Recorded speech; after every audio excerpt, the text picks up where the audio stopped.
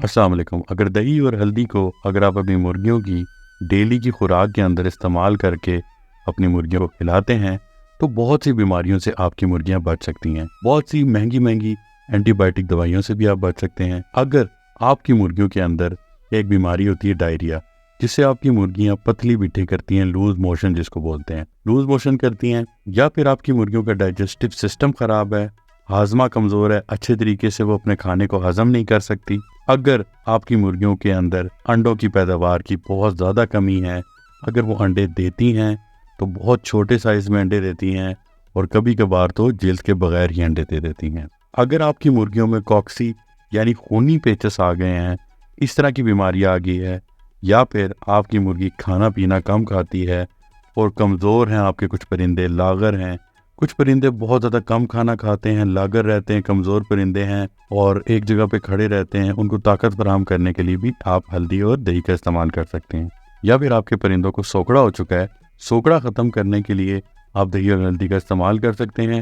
بھوک بڑھاتی ہے دہی اور ہلدی کا اگر آپ استعمال کرواتے ہیں۔ اگر آپ کے جاندار کو ہیٹ سٹروک ہو گیا ہے، یا پھر وہ زخمی ہو چکے ہیں، یا پھر جلدی مسائل ہیں، سکن کے ایشو ہیں، آپ کے پرندوں کو آنکھوں کے مسئلے ہیں، تو بطور علاج معالجہ دہی اور ہلدی کا آمیزہ استعمال کروایا جا سکتا ہے۔ یہ مکسر غذا میں استعمال کرنے سے پہلے 3 دن پہلے اور 3 دن بعد آپ نے کسی قسم کی بھی کوئی بھی اینٹی بائیوٹک میڈیسن اپنے پرندوں کو نہیں استعمال کروانی، اور یہ خوراک آپ نے اپنے پرندوں کو دوپہر میں استعمال کرانی ہے۔ اگر آپ نے بڑے پیمانے پہ پرندے رکھے ہوئے ہیں جو کہ 50 kg خوراک ڈیلی کھا جاتے ہیں، تو آپ نے 50 kg فیڈ کے اندر 1 پاؤ ہلدی اور 1 کلو دہی کا استعمال کرنا ہے۔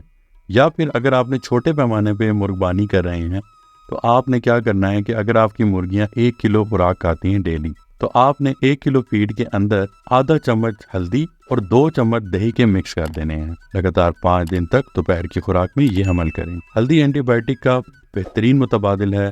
ہر مہینے لگاتار 8 دن روزانہ 8 گھنٹوں کے لیے ہلدی پانی میں حل کر کے بھی استعمال کروا سکتے ہیں۔ اگر آپ کی مرغیاں ایک دن کے 8 گھنٹوں میں 1 لیٹر پانی پیتی ہیں تو اس 1 لیٹر پانی کے اندر 10 گرام ہلدی شامل کریں۔ جیسے ہی برڈز ہلدی والا پانی پی لیں تو سادہ پانی ان کو جلدی سے فراہم کر دیں۔ غذا میں ہلدی اور دہی استعمال کرنے کا طریقہ یہ ہوگا: مطلوبہ مقدار غذا میں تجویز کردہ مقدار میں دہی اور ہلدی غذا میں شامل کر کے اچھی طرح مکس کر لیں۔ تسلی بخش مکس کرنے کے بعد جاندار کو کھانے کے لیے استعمال کروا لیں۔ کوشش کریں کہ تھوڑی سی مقدار کے اندر پہلے دہی اور ہلدی کو اپنی خوراک میں مکس کر لیں، پھر اس کو بقیہ خوراک میں مکس کر کے اپنی مرغیوں کو استعمال کروا دیں۔ ہمیشہ اتنی ہی خوراک میں دہی اور ہلدی شامل کریں جو آنے والے 24 سے 32 گھنٹوں کے اندر استعمال ہو جائے۔